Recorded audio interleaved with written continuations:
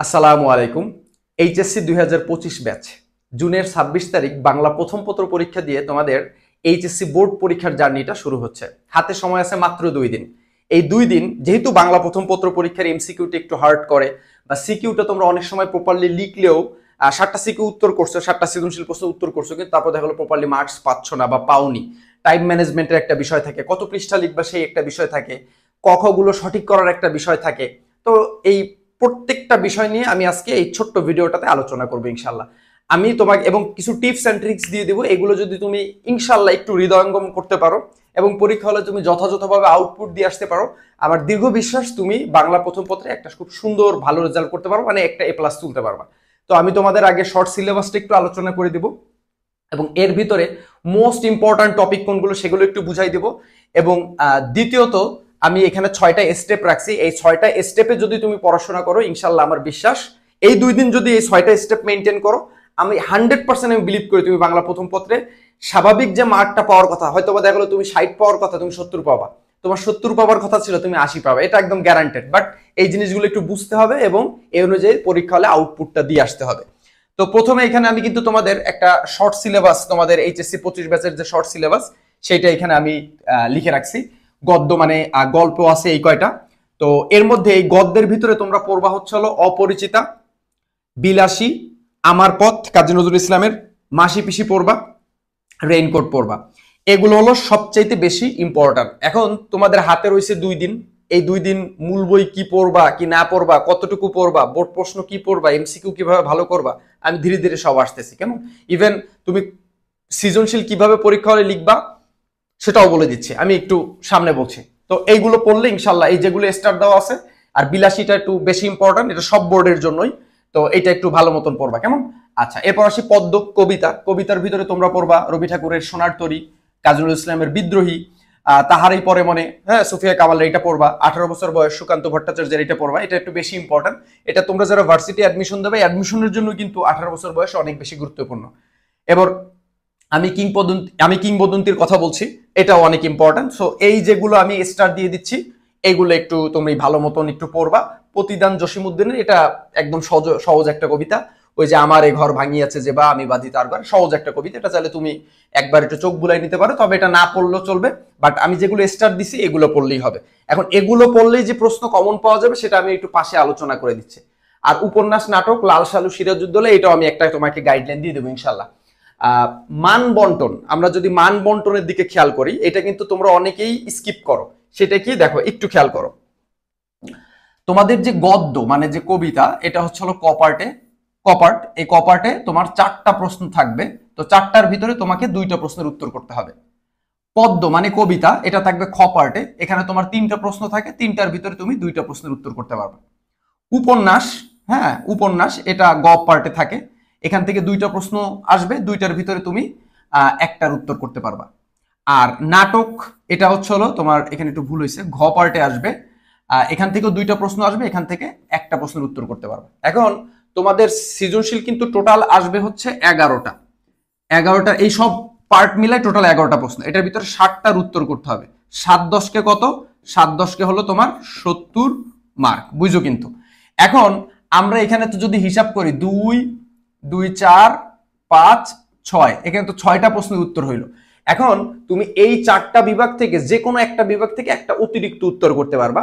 এখন সেক্ষেত্রে তুমি যদি গদ্য ভালো পারো, মানে গল্প ভালো পারো, গল্প সম্পর্কে তোমার প্রিপারেশন যদি ভালো থাকে, এই যে এই গল্পগুলো এগুলো যদি ভালো পারো, তোমার যদি কমন আসে, তো গ পার্ট থেকে একটা বেশি উত্তর করবা, মানে 2টার জায়গায় 3টা করবা, তাহলেই তো হয়ে গেল 60টা। আর পদ্য যদি ভালো পারো, মানে কবিতা যদি ভালো পারো, এই যেগুলো আমি স্টার দিয়ে দিছি এগুলো যদি তুমি খুব ভালো পারো, হ্যাঁ পদ্য সম্পর্কে খুব ভালো আইডিয়া আছে, তখন সেক্ষেত্রে তুমি গদ্য থেকে 2টা করবা আর পদ্য থেকে 3টা করবা, তাহলেও কিন্তু তোমার সেই 60টা উত্তর করা হয়ে যাবে কেমন। আচ্ছা, যে কোনো পার্ট থেকে তুমি একটা এক্সট্রা করবা। তো এইটা হলো তোমার কোশ্চেন প্যাটার্ন। আমি এখানে আর সময় নষ্ট করব না, আমি পরের পার্টে চলে যাব। এই যে শেষ 2 দিন, এই শেষ 2 দিনে A+ পাওয়ার জন্য এই যে 6টা স্টেপ, এই 6টা স্টেপ তোমাকে একটু মেনটেন করতে হবে। তুমি যদি সারা বছর বাংলা প্রথম পত্র নাও পড়ো, যেহেতু দেখো বাংলা প্রথম পত্র তোমাদের প্রথম পরীক্ষা হবে, সো প্রথম, এবং তোমরা ভালো মতনই জানো বাংলা প্রথম পত্রে এমসিকিউ কিন্তু সব বোর্ডে একটু এটা তো জানোই। তো সেক্ষেত্রে মানে তোমার একটু স্টাডি করতে হবে এবং কিভাবে পড়বা সেই জিনিসটা আমি বলে দিচ্ছি, এবং এইভাবে পড়লে তুমি এমসিকিউতেও ভালো করবা, সিকিউতেও ভালো করবা। তো প্রথম যে কাজটা করবা, দেখো প্রথম কাজ, ধরো আমি ধরে নিচ্ছি তুমি বাংলা প্রথম পত্র কোনোদিন পড়োই নাই, আজকে থেকে তুমি পড়া শুরু করবা মনে করো, বা আগে অনেক আগে পড়ছো সব ভুলে গেছো, বা অল্প স্বল্প পড়ছো পড়ো নাই, তো সেইভাবে আমি তোমাকে গাইডটা করতেছি, একটু দেখো। প্রথম কাজ হচ্ছে হলো, মনে করো তুমি হচ্ছে হলো কি পড়বা, অপরিচিতা, ঠিক আছে, কল্যাণী, অনুপম এগুলো পড়বা। অপরিচিতা তুমি মনে করো প্রথম অপরিচিত, তোমার তো বই আছে বাংলা বোর্ড বই, বইয়ের ওই অপরিচিত গল্পটা বের করবা, বের করে একদম শেষে একদম লাস্টে চলে যাবে, ওই গল্পের লাস্টে যায় দেখবো এখানে সুন্দর মতন একটা পাঠ পরিচিতি দেওয়া আছে, পাঠ পরিচিতি। ওই পাঠ পরিচিতিটা মূলত হচ্ছে হলো ওই পুরো গল্পটার সামারি বা একদম মূল ভাবটা এখানে দেওয়া আছে, একদম ছোট্ট করে দেওয়া আছে, একটা ছোট্ট প্যারায় পুরো গল্পটার মূল কাহিনীটা এখানে লেখা আছে। তুমি মূল গল্প পড়ার আগে অবশ্যই এই পাঠ পরিচিতিটা প্রথমে পড়বা। সুতরাং এইখানে যে গল্পগুলো আমি স্টার্ট দিয়ে দিছি, যে কবিতাগুলো স্টার্ট দিয়ে দিছি, উপন্যাস, নাটক, এই প্রত্যেকটা জিনিসের তোমার প্রথম কাজ হচ্ছে হলো তুমি পাঠ পরিচিতিটা সুন্দর মতন আগে পড়বা, আগে সুন্দর মতন পাঠ পরিচিতি পড়বা এবং বোঝার চেষ্টা করবা মূল গল্পটা কি, কেমন, এটা ধারণা নিয়ে পরীক্ষা হলে কিন্তু যাইতে হবে। 2 নাম্বার কাজ হচ্ছে হলো তোমাকে শব্দার্থ পড়তে হবে। শব্দার্থ পড়া লাগবেই, কারণ শব্দার্থ থেকে এমসিকিউ আসবেই, শব্দার্থ তোমার পড়া লাগবেই। তার মানে এখানে যতগুলো গদ্য পদ্য আমি দিছি প্রত্যেকটা শেষে আগে শব্দার্থ পড়ো। এবং তোমরা অনেকে ভুল করো, আগে গল্প পড়ো বা আগে কবিতা পড়ো তারপরে শব্দার্থ পড়ো, এটা কোনো কথা হইলো? আগে তুমি শব্দার্থ জেনে নিবা, শব্দের অর্থগুলো আগে জেনে নিবা, শব্দার্থগুলো আগে মুখস্থ করে নিবা, পড়ে নিবা, তারপরে যে তুমি যে গদ্য পদ্য গল্প কবিতা পড়া শুরু করবা, তাহলে কি হবে, তুমি যেহেতু শব্দের অর্থগুলো আগের থেকেই মুখস্থ করছো, আগের থেকেই জানো, সুতরাং তুমি কিন্তু এখন গদ্য পদ্য প্রতিটা লাইনই বুঝতে পারবা। এখন তুমি যদি পরে যে মানে মানে এটা এমন হয়ে গেছে, মানে ভাত খাওয়ার মানে কি বলবো, যাক বুঝে নিও বাকিটা। তো শব্দার্থ আগে পড়ে নেবা, ঠিক আছে? তাহলে প্রথমে পাঠ পরিচিতি, তারপর শব্দার্থ। এবার আসি লেখক পরিচিতি। এখন তোমরা অনেকেই বলতে পারো যে স্যার লেখক পরিচিতিতে আমি কি পড়বো, স্যার লেখক পরিচিতিতে আমি পড়ি না। মূল কারণ কি স্যার, এখানে এতগুলো কবি, এতগুলো লেখক, এনাদের জন্মসাল, মৃত্যুসাল, জন্মস্থান, বাংলায় জন্মসাল, ইংরেজিতে মৃত্যুসাল, এত স্যার মুখস্থ করে আমি রাখতে পারবো না। তো দেখো বিগত সালের বোর্ড প্রশ্নগুলো যদি তুমি দেখো, দেখবা এই লেখকের জন্মসাল মৃত্যুসাল থেকে সর্বোচ্চ একটা প্রশ্ন আসছে, আবার অনেক ক্ষেত্রে আসেও নাই। সো জন্মসাল মৃত্যুসাল এখন আর নতুন করে তুমি আগে যদি পড়ো ভালো, আলহামদুলিল্লাহ, আগে পড়ে ফেলছো, আগে সব তোমার পড়া আছে আলহামদুলিল্লাহ, বাট এখন নতুন করে এটা পড়ার দরকার নেই। তাহলে লেখক পরিচিতির কি পড়বো, তার যে উল্লেখযোগ্য কাব্যগ্রন্থ রয়েছে বা উল্লেখযোগ্য যে প্রবন্ধ, ঠিক আছে, প্রবন্ধ বা হচ্ছে হলো তার যে কাব্য, হ্যাঁ, বা তার যে উল্লেখযোগ্য যে সৃষ্টিগুলো, তার দেখো আরো অনেক কবিতা আছে, আরো অনেক গল্প আছে, আরো অনেক ছোট গল্প আছে, আরো অনেক ট্রাজেডি আছে, যা আছে মনে করো সব ওই মানে নামগুলো একটু পড়বা, কেমন, এই আর কি। তো প্রথমে পাঠ পরিচিতি, এরপরে শব্দার্থ, এরপরে হচ্ছে লেখক পরিচিতি। তো লেখক পরিচিতি কি পড়বা, মানে ওই লেখকের আর কি কি প্রবন্ধ বা রচনা বা কাব্য আছে বা আর কি কি গল্প কবিতা আছে সেগুলো একটু পড়ে ফেলবা, ঠিক আছে? কারণ এখান থেকে কিন্তু এমসিকিউ একটা তুমি পাবাই পাবা, কেমন, একটা দুইটা পাবা। এরপরে 2 নাম্বার যে বিষয়টা, এটা হয়তো বা কোনো সারি তোমাকে বলবে না, আমি একমাত্র বলতেছি, বাট ইটস ট্রু, এইটা ছাড়া বাংলায় ভালো করা সম্ভব না। সেটা হলো এইখানে যে গদ্য পদ্যগুলো আমি দিছি, নাটক উপন্যাসের ক্ষেত্রে আমি একটা ট্রিক্স বলে দেবো। এখন আর নতুন করে নাটক উপন্যাস তুমি পড়া শুরু করলে এটা আসলে সুইসাইডের হয়ে যাবে। তো গদ্য পদ্য এখানেই তো বেশি মার্ক, ঠিক আছে? তো এখানে তুমি এই গদ্য পদ্যের একটু একবার রিডিং দিবা, একবার, ন্যূনতম একবার রিডিং দিবা। তুমি আগে পিছে কখনো পড়ো নাই, অনেক আগে পড়ছো, একটা গদ্য একটা গল্প রিডিং দিতে কতক্ষণ লাগবে, সর্বোচ্চ আধা ঘন্টা, এ মাথা দিয়ে ও মাথায় 1 ঘন্টাই লাগলো। বাট তুমি প্রত্যেকটা গল্প, প্রত্যেকটা কবিতা একবার হইলেও রিডিং দিবা, মানে একবার হইলেও প্রতিটা লাইন তুমি পড়বা। এটা না পড়ে পরীক্ষা হলে গেলে কিন্তু বাংলায় ভালো করার কোনো সুযোগ নাই। সো একবার হইলেও রিডিং দিতে হবে, যদি সুযোগ থাকে একের অধিকবার রিডিং দেওয়ার দিবা, বাট রিডিং একবার দিতেই হবে তোমাকে। তুমি স্যার এত তো এখন আমি পড়লে বুঝবো না, না বুঝলেও তোমার পড়তে হবে, সোজা কথা। তুমি উইদাউট রিডিং না পড়ে পরীক্ষা হলে গেলে ভালো করার কোনো সুযোগ নাই। আর আমি স্টেপ যেগুলো বলতেছি এই স্টেপগুলো তুমি মেনটেন করো, অবশ্যই তুমি বাংলায় ভালো করবা ইনশাআল্লাহ। এরপরে আসো, এরপরে আসলে একটা টিপস, এই টিপসটা একটু তোমরা মাথায় রাখবা, কেমন, এই টিপসটা একটু মাথায় রাখবা। সেই টিপসটা কি, এই টিপসটা হলো গদ্য বা পদ্যের কিছু লাইন বা শব্দ তুমি মুখস্থ করবা। মনে করো তুমি এই যে মনে করো এই যে সোনার তরী কবিতাটা পড়ছো, এখন সোনার তরীর একটা লাইন তুমি মুখস্থ করলা কি, কাটিতে কাটিতে ধান এলো বর্ষা, ঠিক আছে, এটা মুখস্থ করলা। বা মনে করো তুমি তাহারই পরে মনে, সুফিয়া কামালের পড়লা কি তাহারই পরে মনে, ভুলিতে পারি না কোনো মতে, মনে রাখলা। বা তুমি 18 বছর বয়সে পড়লা যে 18 বছর বয়স কি দুর্বিষহ তাজা তাজা প্রাণে অসহ্য যন্ত্রণা, লাইনটা মুখস্থ করলা। মানে প্রত্যেকটা কবিতার কিছু লাইন।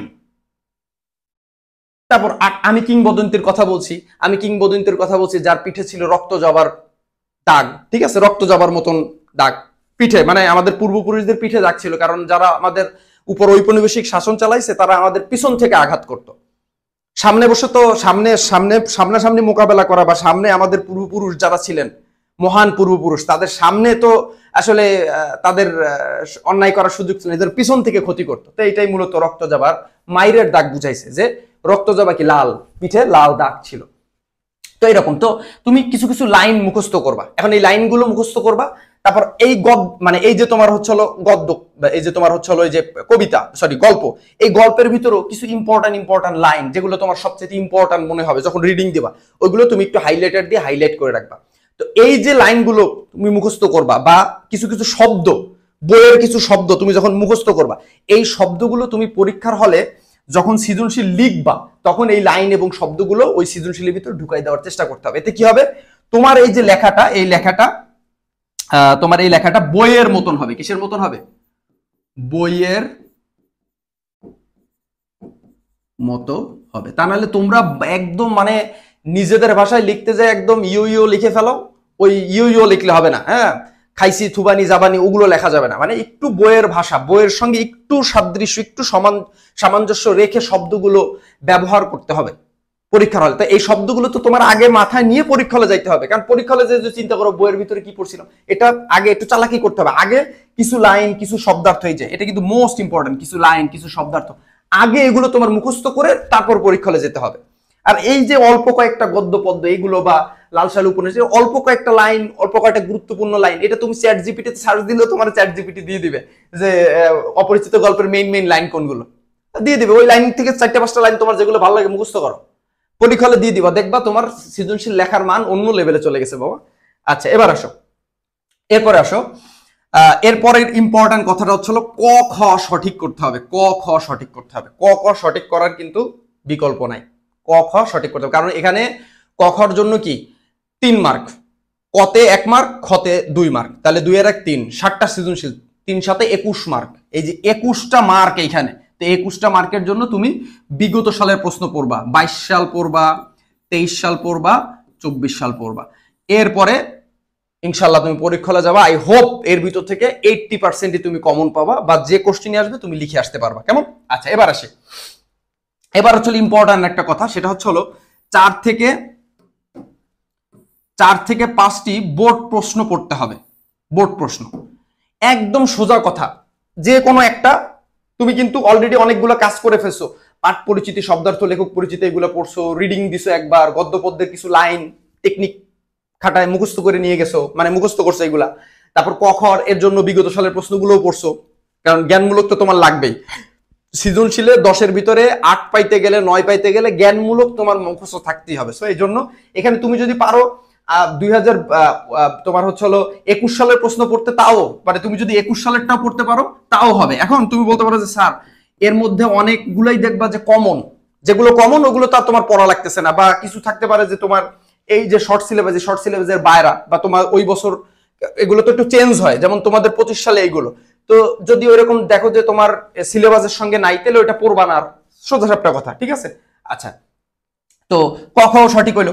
এবার তোমার কাজ হলো যে কোনো একটা অধ্যায় মানে বের করো। মনে করো তাহারই পরে মনে, ঠিক আছে, সুফিয়া কামালের এই তাহারই পরে মনে, এইটা মনে করো তুমি এই যে কবিতাটা, এই কবিতাটার বিভিন্ন সালে যে বোর্ড প্রশ্নগুলো আসছে, বোর্ডের যে কোনো বোর্ডের, কুমিল্লা বোর্ড, তোমার হচ্ছে রাজশাহী বোর্ড, বরিশাল বোর্ড, যে কোনো বোর্ডের 4 থেকে 5টা প্রশ্ন, এই প্রত্যেকটার 4 থেকে 5টা করে প্রশ্ন তুমি জাস্ট একবার রিডিং দিবা। এবং যখন রিডিং দিবা তখন তুমি একটা জিনিস খেয়াল করবা যে ওই প্যাটার্নটা কি আছে, প্যাটার্নটা। তো এই প্যাটার্নটা নিয়ে আমি ইনশাল্লাহ তোমাদের এই যে এখানে আলোচনা করে দিব, যখন তোমরা সৃজনশীল কিভাবে লিখবা, কোন পৃষ্ঠা লিখবা, কতটুকু লিখবো, এখানে প্যাটার্নটা আমি একটু বুঝাই দেওয়ার চেষ্টা করবো ইনশাল্লাহ, এবং তোমরা বুঝবাও ইনশাল্লাহ। তো ওই প্যাটার্নটা একটু খেয়াল করার চেষ্টা করবা। মনে করো তুমি কদাক যখন লিখবা, ওই কদাকটা কিন্তু সাধারণত 1 লাইনই লিখে ফেলে।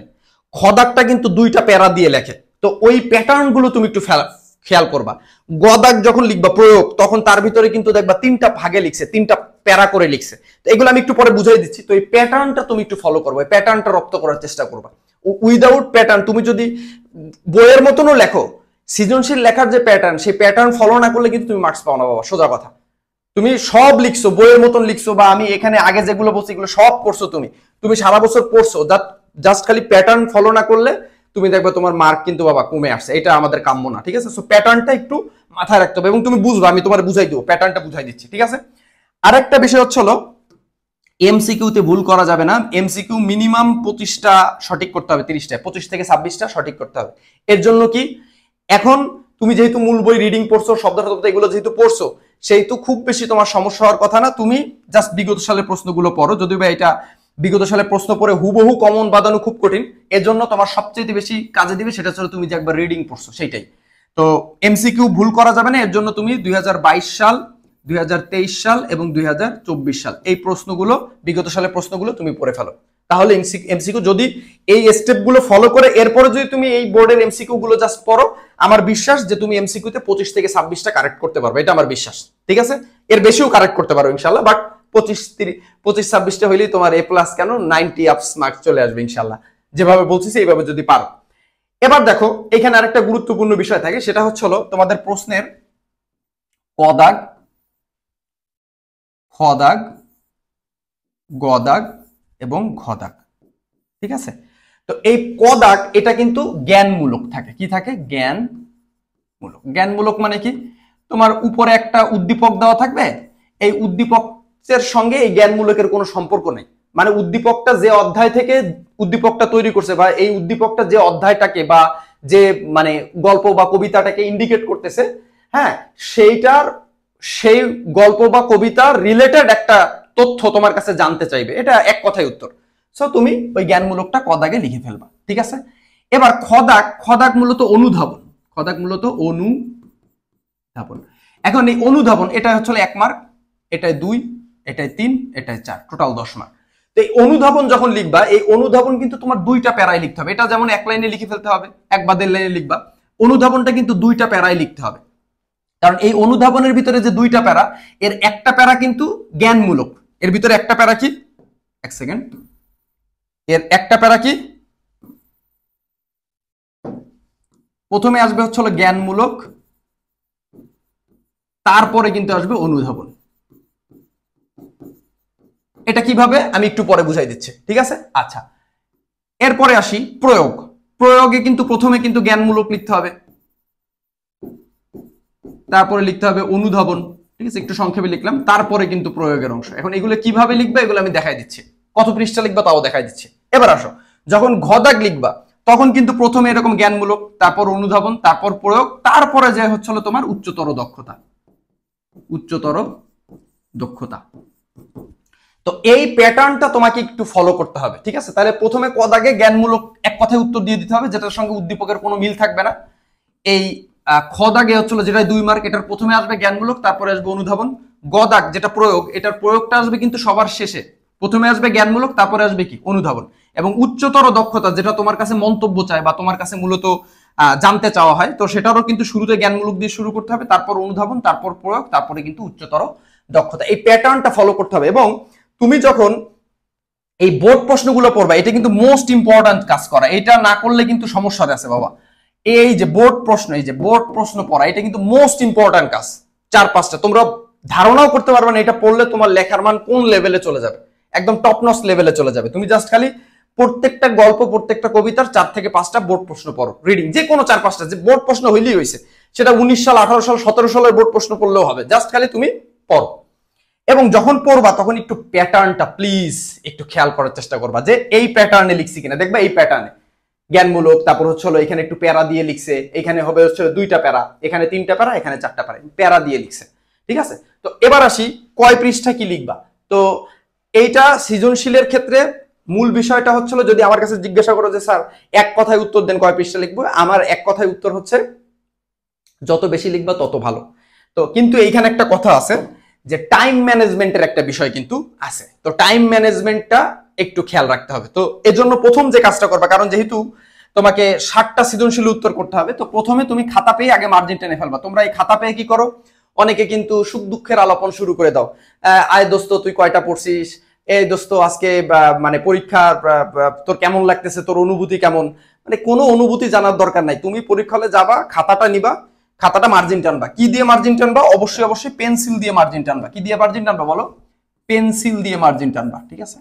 পেন্সিল দিয়ে মার্জিন টানবা, কলম দিয়ে মার্জিন না টানাই ভালো, পেন্সিল দিয়ে মার্জিন টানবা। এবং মার্জিন টানার যে নিয়ম সেইভাবেই মার্জিন টানবা, ঠিক আছে? আচ্ছা, এবং খাতা ভাঁজ করবা না। খাতা ভাঁজ করলে খাতার সৌন্দর্যটা আসলে নষ্ট হয়ে যায়, দেখতেও ভালো লাগে না, ঠিক আছে?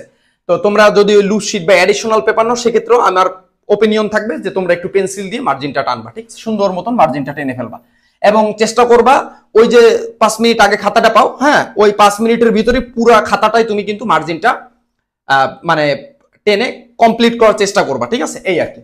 2 নাম্বার যে কথাটা বলবো সেটা হচ্ছে হলো 60টা প্রশ্নেরই উত্তর করতে হবে। এই জন্য তোমার টাইম ম্যানেজমেন্ট, এই জন্য সবচেয়ে ইম্পর্টেন্ট টপিক হচ্ছে হলো তোমার টাইম ম্যানেজমেন্ট। এই টাইম ম্যানেজমেন্টের দিকে তোমার খেয়াল রাখতে হবে। কি দেখো, তোমার এই সৃজনশীল 60টা প্রশ্ন উত্তর করার জন্য তুমি 2 ঘন্টা 30 মিনিট সময় পাবা। 2 ঘন্টা 30 মিনিট সময় পাবা।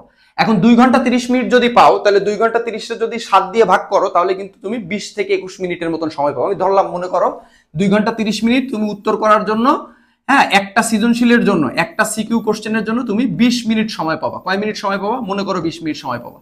হ্যাঁ, আর পরীক্ষা হলে অবশ্যই ঘড়ি নিয়ে যাবা, অবশ্যই এই যে কাঁটাযুক্ত ঘড়ি, কোনো ডিজিটাল ঘড়ি নিয়ে যাবা না কিন্তু, ঠিক আছে? ওই অ্যাপেল ওয়াচ টোয়াচ বা ওইগুলো কোনো কিছু না, জাস্ট কাঁটাযুক্ত ঘড়ি নিয়ে যাবা। তবে পরীক্ষা হলে কিন্তু স্যার ঝামেলা করতে পারে। কাঁটাওয়ালা যে ঘড়ি, মানে যেগুলো টিক টিক টিক টিক করে ঘড়ি, এইগুলো নিয়ে যাবা, ঠিক আছে? তো এবং ওই ঘড়ি একটু সামনে রাখবা, যদিও পরীক্ষা হলে ঘড়ি থাকবে, তারপরও নিজে নিয়ে যাওয়ার চেষ্টা করবা। তো চেষ্টা করবা 20 মিনিটের ভিতর একটা লেখার, ঠিক আছে? আর যদি দেখো যে 20 মিনিটের ভিতর একটা সৃজনশীল তুমি লিখে শেষ করতে পারো নাই, হ্যাঁ, সেক্ষেত্রে কি করবা? প্রথমটা যদি মনে করো 20 মিনিটের জায়গায় 22 মিনিট লেগে যায়, 2 মিনিট বেশি লাগে, চেষ্টা করবা পরের সৃজনশীলটা, মানে 2 নম্বর সৃজনশীলটা 18 মিনিটের ভিতর শেষ করার। কিন্তু ওভারঅল তুমি সবসময় চেষ্টা করবা সর্বোচ্চ একটা সৃজনশীল লিখতে 20 মিনিট সময় নেওয়ার, এর বেশি কিন্তু নেওয়া যাবে না। তাহলে কিন্তু বাবা তুমি 60টা প্রশ্নের উত্তর করতে পারবে না। আর 60টা প্রশ্নের উত্তর যদি তুমি না করতে পারো, মনে করো তুমি অনেক সুন্দর হাতের লেখা করতে যে 6টা সৃজনশীল উত্তর করলা, এখন 6টা সৃজনশীল উত্তর করলে তোমার খাতাটা মূল্যায়ন করাই হবে কিন্তু ওই 60-এর ভিতরে। কথা বুঝাইতে পারছি? সো তুমি চেষ্টা করবা 60টা সৃজনশীল উত্তর, এই জন্য টাইমের দিকে একটু খেয়াল রাখতে হবে। আর চেষ্টা করবা, যেহেতু একটু সময় এখনো আছে, 2টা দিন হাতে, একটা 2টা প্রশ্ন, একটা গদ্যের প্রশ্ন, একটা পদ্যের প্রশ্ন, একটু খাতায় তুমি একটু চেষ্টা করবা টাইম ধরে বাসায়, হ্যাঁ, এই যে 2 দিন আছে, যে কোনো একটা টাইম খাতার নিয়ে একটু লেখার 20 মিনিটের ভিতরে, কেমন? এই আর কি। অত্যন্ত এই কাজটা পরীক্ষার আগের দিন রাতে, মনে করো কালকে 26 তারিখ বাংলা প্রথম পত্র পরীক্ষা, আজকে রাত্রে একটু টাইম ধরে একটু লিখবা, একটা সৃজনশীল হইলেও লিখবা, গদ্যর একটা পদ্যের একটা, ঠিক আছে? এই তাহলে ইনশাআল্লাহ দেখবা পরীক্ষা হলে যায় তুমি সুন্দর মতন টাইম ম্যানেজ করতে পারছো। এরপর হচ্ছে সহজ প্রশ্ন দিয়ে লেখা শুরু করতে হবে। তুমি গদ্য পদ্য নাটক উপন্যাসের ভিতর যে প্রশ্নটা সবচাইতে ভালো পারবা মনে হবে, সেইটা দিয়ে প্রথম উত্তর শুরু করবা। তো সহজ প্রশ্ন এবং তুমি যে প্রশ্নটা সব থেকে সুন্দর মতন লিখতে পারবা, কারণ প্রথম 1-2টা প্রশ্ন স্যার কিন্তু খুব ভালো মতন দেখে, ঠিক আছে? তো প্রথম 1-2টা প্রশ্ন যদি কোনো কারণে অপ্রাসঙ্গিক কিছু লেখা হয় বা খুব ভালো না লেখা হয়, তখন কি হয়, ওই খাতার প্রতি বা তোমার প্রতি কিন্তু স্যারের একটা বিরূপ ধারণা হতে পারে। এর জন্য তুমি চেষ্টা করবা যথাসম্ভব যে প্রথম প্রশ্নটা একদম সবচেয়ে মানসম্মত লেখা, কিন্তু টাইমের দিকে খেয়াল রাখতে হবে, 2 ঘন্টা 30 মিনিট কিন্তু, কেমন? আচ্ছা, এবং তোমরা একটু নীল কালি ব্যবহার করতে পারো, যদি চাও নীল কালি ব্যবহার করতে পারো। তোমরা অনেক সময় এরকম লেখো না, 1 নং প্রশ্নের উত্তর, 1 নং প্রশ্নের উত্তর, ঠিক আছে? এটা লিখে অবশ্যই এর নিচে নীল কালি ব্যবহার করবা। কি কালি ব্যবহার করবা বলো? নীল কালি ব্যবহার করবা। নীল কালি ছাড়া কিন্তু অন্য কোনো কালি ব্যবহার করা যাবে না, কোনো কালি ব্যবহার করা যাবে না, নীল কালি ব্যবহার করতে হবে, কেমন? ঠিক আছে? এই যে দেখো, আমরা এই যে নীল কালি যে দাগ দিছি, আর এই কালার তো ব্যবহার করাই যাবে না। এই যে আমি যেটা দিছি, এই কালার, এটা ব্যবহার করার কোনো সুযোগই নেই এখানে। তুমি ব্যবহার করবা হলো ব্ল্যাক, ব্ল্যাকের ভিতর ব্ল্যাক দিলে বোঝা যাবে না, এই জন্য দিলাম, ঠিক আছে? তো এটা লিখবা কালো কালি দিয়ে, এবং নিচে আন্ডারলাইনটা, এবং বেশি ওই যে অনেক আছে না, যে মনে করো 1 নং প্রশ্নের উত্তর লিখে এখানে আবার লিখতেছে হচ্ছে হলো মনে করো ক, হ্যাঁ, আবার মনে করো লিখতেছে 1 নং প্রশ্নের উত্তর খ, এগুলো লিখছে, আবার লিখতেছে 1 নং প্রশ্নের উত্তর গ, এগুলোর দরকার নেই। জাস্ট খালি তুমি এই কাজটা করবা যে এখানে মনে করে 1 নং প্রশ্নের উত্তর লিখে এখানে লিখবা ক, এরপরে মনে করে এর যে খদাকটা জাস্ট মাঝখানে লিখবা, তাহলে একটু দেখতে সুবিধা হয়। খদাক লিখে লেখা শুরু করলা, এরপর গদাক মাঝখানে লিখে এরকম গদাক লেখা শুরু করলা, এরপর ঘ দাগ এরকম মাঝখানে লিখে লেখা শুরু করলা, এইভাবে লিখবা, কেমন? আচ্ছা, তো নীল কালি ব্যবহার করবা, নীল কালি ব্যতীত অন্য কোনো কালি ব্যবহার করবা না। আর একটা লাস্ট আমি তোমাদের রিমাইন্ডার দিয়ে দিব, সেটা হচ্ছে হলো সেট কোড। সেট কোড, ঠিক আছে? এই সেট কোড কিভাবে পূরণ করবে এটা নিয়ে আমি একটা বিস্তারিত ভিডিও দিব, তোমাদের যদি দরকার হয় আমাকে একটু জানাও, ঠিক আছে? এই সেট কোড বিশেষ করে এমসিকিউ এর যে সেট কোড, ঠিক আছে? তোমরা অনেকে এমসিকিউ মানে শীট পেয়ে বা প্রশ্ন পেয়ে তোমরা কি করো, আচ্ছা ঠিক আছে এটা পরে দাগাবানি, জি না, এই সেট কোড বাবা তোমাদের খাতাটা মূল্যায়ন করবে একটা মেশিন, এমসিকিউ এর যে খাতাটা, সুতরাং একটা মেশিনের কিন্তু বোঝার ক্ষমতা নাই যে তুমি এটা ক পার্ট না খ পার্ট না গ পার্ট, মানে সরি মানে ক সেট না খ সেট না গ সেট না ঘ সেট, কোন সেট থেকে করছে, এটা কিন্তু একটা, এটা স্যারেরও কিছু করার থাকবে না, তোমার রেজাল্ট কিন্তু ফেল চলে আসবে। অলরাইট, তো এজন্য তুমি সেট কোডটা সবার আগে লিখবা, বিশেষ করে এমসিকিউর ক্ষেত্রে, ঠিক আছে?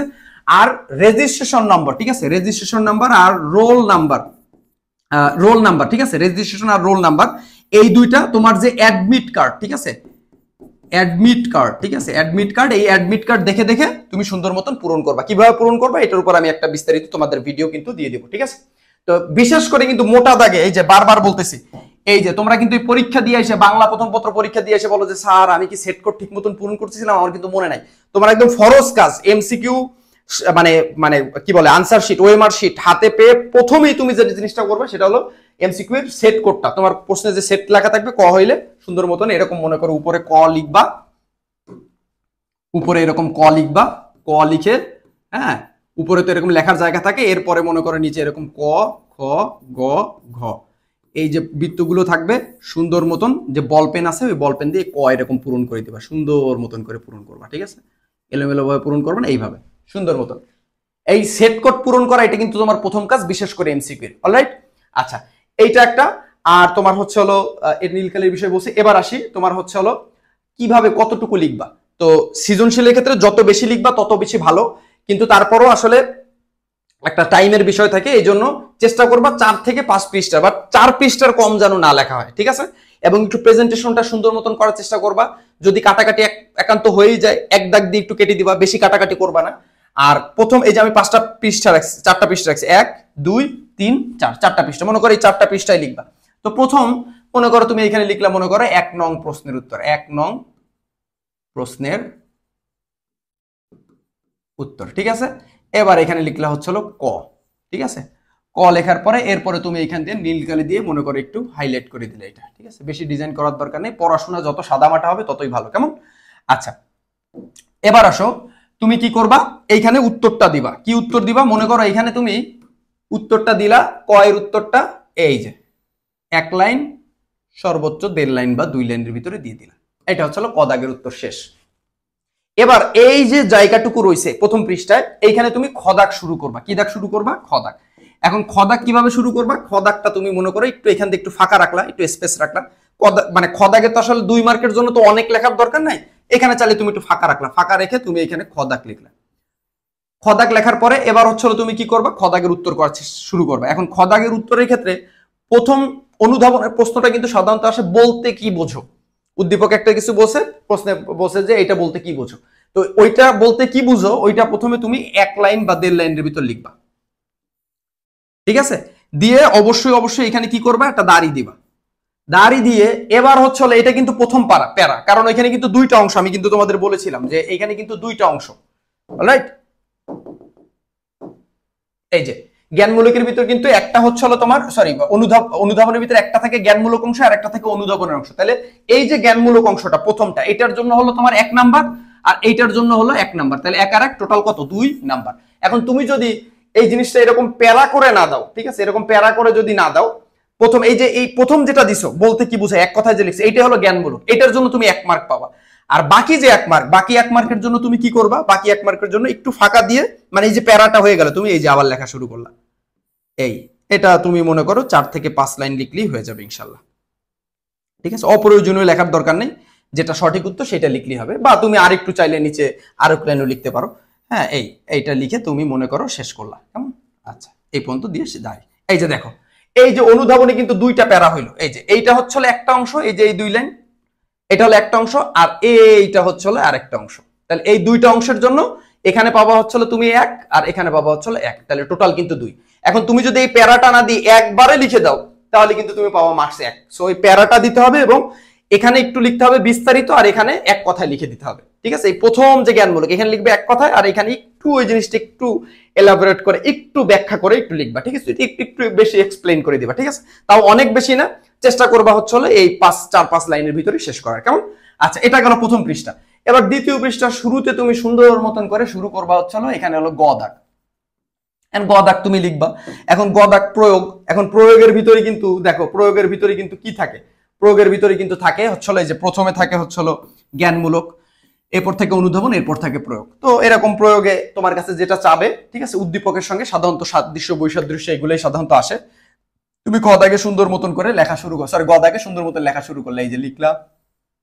হ্যাঁ, চেষ্টা করবে একটা পৃষ্ঠায় ন্যূনতম 12 লাইন লেখার জন্য, ঠিক আছে? আমি এখানে একটু কম দিয়ে ফেলতেছি, বাট 12 লাইন ন্যূনতম যেন 12 লাইন হয়, ঠিক আছে? এভাবে তুমি গ দাগ লেখা শুরু করলা।